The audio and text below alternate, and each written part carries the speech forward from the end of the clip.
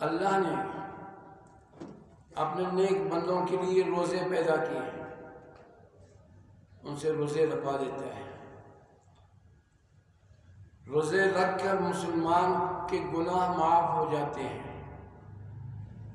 ایک نیکی کو اللہ کئی نیکیوں سے بدل دیتا ہے۔ مسلمان بحیثیت مسلمان کے اپنے رب کے قریب ہو جاتا ہے، عبادتیں کر کے اپنے رب کے قریب ہو جاتا ہے۔ نمازیں پڑھی، نمازوں کی برکت سے اللہ کے قریب ہو گئے۔ روزے رکھ کر مسلمان اپنے اللہ کے قریب ہو جاتے ہیں۔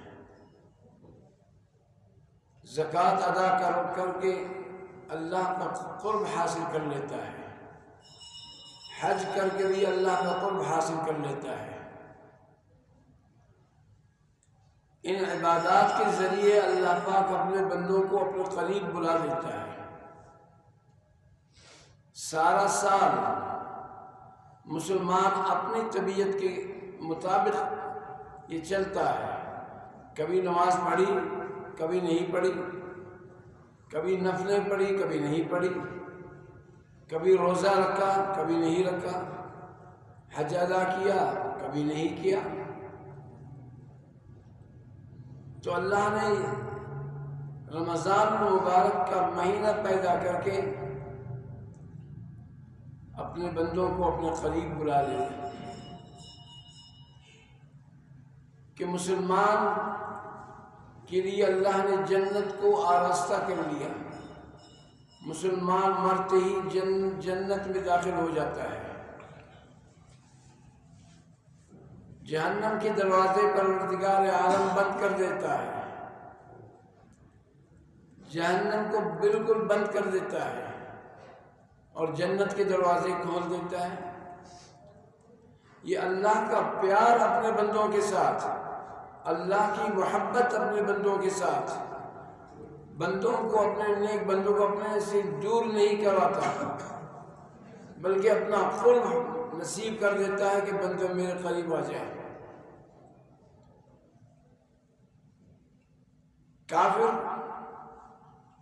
جو اللہ کے منکر ہیں، اسلام کے منکر ہیں، دین کے منکر ہیں، قرآن کے منکر ہیں، ان کے لیے ساری زندگی جہنم کھلا رہتا ہے۔ جہنم کو ان کے لیے اللہ بند نہیں کرتا، ان کے لیے جنت بند ہے۔ مسلمان کے لیے جنت کھلا رہتا ہے۔ یہ مسلمان کے ایمان کی خصوصیت ہے، یہ ایمان کی فضیلت ہے، ایمان کی برکت ہے کہ اس ایمان کی برکت سے اللہ پاک اپنے بندوں کو اپنے قریب کر دیتا ہے۔ حدیث میں آتا ہے، حضور اکرم صلی اللہ علیہ وسلم نے فرمایا، الصیام والقرآن یشفعان للعبد، روزے اور قرآن یہ قیامت کے دن اللہ کے دربار میں اس بندے کی شفاعت کرتے ہیں جو نماز بھی پڑھتے ہیں، روزے بھی رکھتے ہیں، قرآن بھی پڑھتے ہیں، ان کے لیے شفاعت کریں گے۔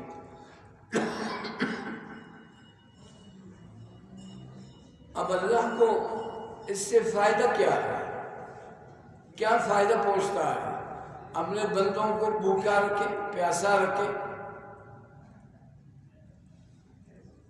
اللہ فرماتے ہیں میں تمہارے لیے تم سے روزے رکھوا کر تمہارے گناہ اور خطائیں میں معاف کر دیتا ہوں، تم میں جنت کا مستحق بنا دیتا ہوں، جہنم سے تمہیں نجات دے دیتا ہوں، جہنم کی تکالیف سے تم نجات پاؤ گے۔